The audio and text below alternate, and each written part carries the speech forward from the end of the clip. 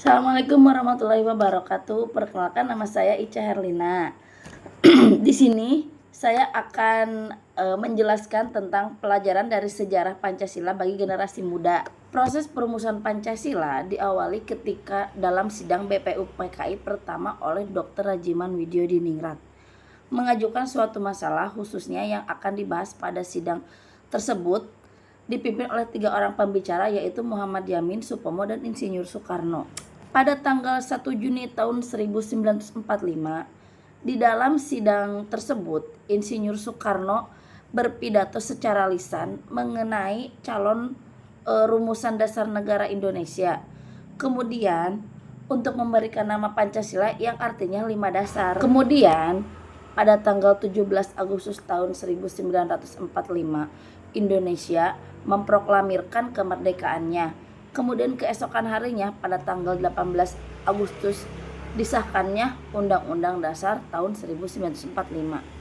Pada sidang pertama BPUPKI itu diadakannya pada tanggal 28 Mei sampai 1 Juni tahun 1945. Pada tanggal 28 Mei sidang dibuka dengan sambutan dari wakil tentara, yaitu pada tanggal 29 Mei tahun 1945 dimulai sidang perumusan dasar-dasar Indonesia yang diucap para anggota BPUPKI yang nampaknya hanya 3 teks pidato, yaitu yang dikemukakan oleh Muhammad Yamin, Supomo, dan Soekarno.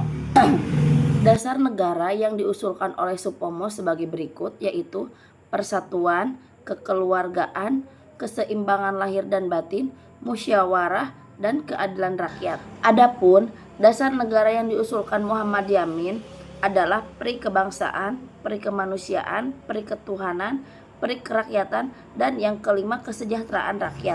Adapun dasar negara yang diusulkan oleh Soekarno antara lain kebangsaan Indonesia atau nasionalisme, peri kemanusiaan, mufakat dan atau demokrasi, kesejahteraan sosial, dan ketuhanan yang Maha Esa.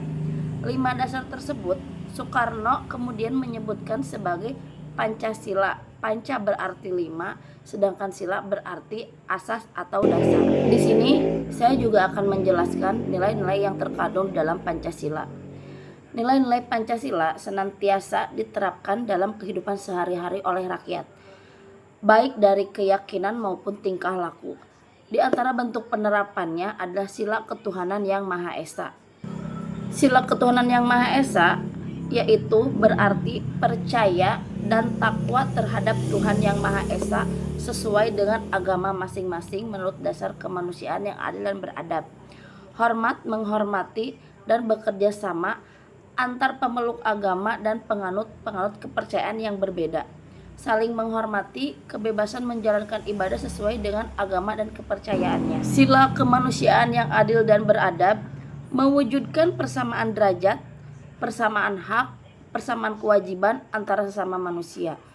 Terus saling mencintai sama manusia, mengembangkan sikap tenggang rasa, tidak semena-mena terhadap orang lain. Menjunjung tinggi nilai kemanusiaan, gemar melakukan kegiatan kemanusiaan, berani membela kebenaran dan keadilan. Bangsa Indonesia merasa dirinya sebagai dari seluruh umat manusia. Karena itu dikembangkan sikap hormat menghormati dan bekerja sama dengan bangsa lain. Sila persatuan Indonesia.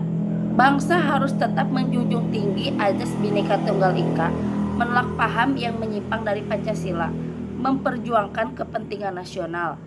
Bangsa sebagai bangsa Indonesia menentang kolonialisme dan mengembangkan pergaulan antar bangsa. Sila kerakyatan yang dipimpin oleh kebijaksanaan dalam permusyawaratan perwakilan, mengakui dan menjunjung tinggi kedaulatan rakyat, meningkatkan partisipasi dalam proses pembangunan untuk kemajuan bangsa Indonesia, mendengarkan dan memperjuangkan aspirasi rakyat, menghormati perbedaan pendapat, menjamin kebebasan berserikat dan berkumpul.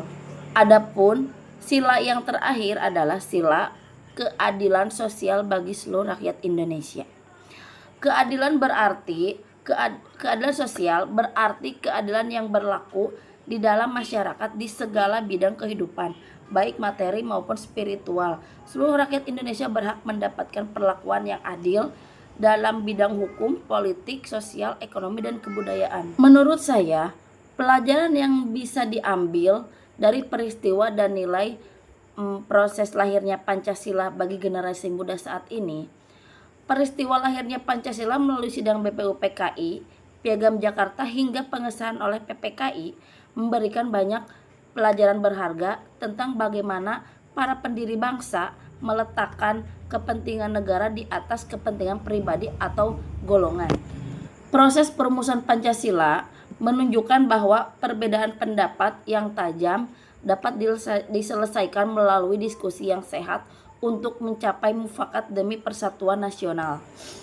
Generasi muda hingga saat ini dapat meneladani sikap rendah hati, kerja keras, dan jiwa yang besar para tokoh bangsa dalam menerima keputusan bersama. Mempelajari sejarah ini penting bagi generasi muda memiliki identitas moral yang kuat di tengah arus globalisasi. Sekian dari saya. Wassalamualaikum warahmatullahi wabarakatuh.